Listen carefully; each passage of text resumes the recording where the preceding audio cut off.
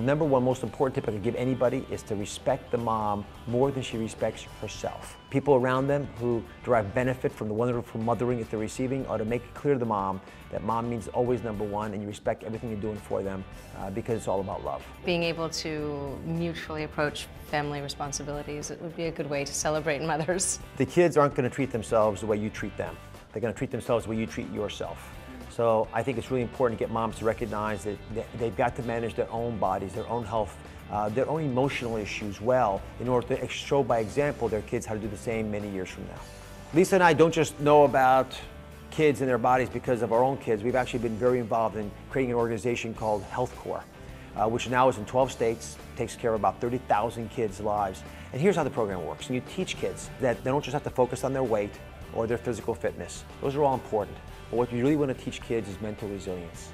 How do you get tough enough to deal with the world inside your body so you can cope with the world outside of it? One of the most challenging tasks that a husband ever has is to buy his wife a Mother's Day present. So I have worked a good part of our 26 years of marriage together seeking the perfect present, and I have concluded that the best present is the only one I actually give her, is my handwritten poem. And I spend every Mother's Day weekend working diligently.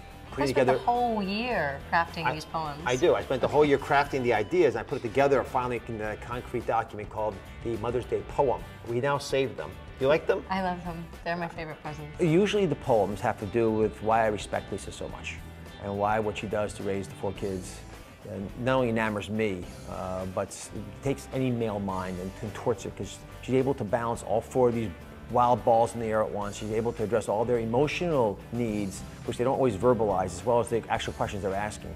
So as a father, I know exactly how challenging it must be for all the other husbands and fathers out there to keep up with their kids if they don't have a winner of a wife like I do. The best advice my mom ever gave me was to have the patience of Buddha. She would see how restless I would get. And now that I've had 4 kids, I know what I was doing to her and how tired Lisa looks at the end of a long day. And my mom would look just like that as her shoulders would sag and she sort of thrust herself into the bed. And she said, honey, can you just have the patience of Buddha? And wait and things will happen. And it's been the best advice I could ever have gotten in life because it was perfectly designed for my personality. And when are you going to start taking it? I'm taking notes, I'm studying. Eventually I think I'll be able to take the note. You know, it's a lifelong process taking mother's advice.